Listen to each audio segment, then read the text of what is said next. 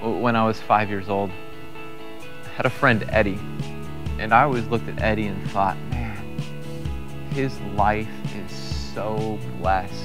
He has a Nintendo. It was a silly thought for a young kid, but blessing to me was about material. It was about joy found through possession. It was about entertainment. It was about fun. And for a long time, I thought that that's what I needed to then pursue. That my life, to feel blessed, would be about dollars in bank accounts and would be about cars that were flashy and clothes that made the girls swoon. I clearly haven't accomplished that one ever. But blessing was about circumstance, and it was about material. And so it's challenging for me as Jesus starts the Sermon on the Mount, that he started with those things that we just recognize, being poor in spirit, and meek, and mourning, and hungry, and thirsty. And he doesn't even continue with the things I would have assumed. It still never gets to be about material possession. It's a different list of things that we try to become. It's blessed are the merciful, the pure in heart, the peacemakers, those who are persecuted because of righteousness. And blessed are you when people insult you and when they persecute you, when they say falsely evil things about you.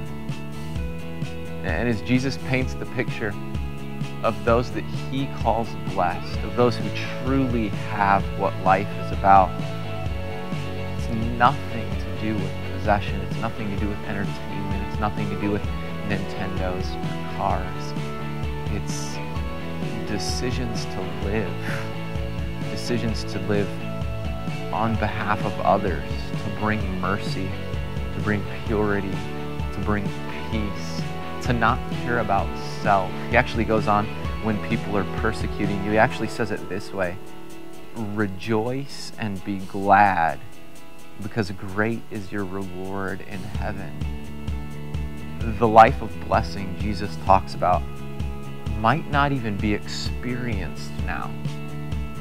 It might not show up in your bank account. It might not show up in your garage. It might not show up by the way people treat you. But regardless of if you feel it or if other people see it, rejoice and be glad. What about you? When you look at your life, do you consider yourself blessed? Do you consider yourself one to have much, to be receiving great reward? And when you think about it, what lens do you look through? Do you think about bank accounts and toys, or do you think about being merciful, rejoicing through persecution and insult? Do you think about purity? Because the life of blessing Jesus calls us to is one of attitude, one of choice, one of behavior, not one of possession. What kind of blessings are you seeking?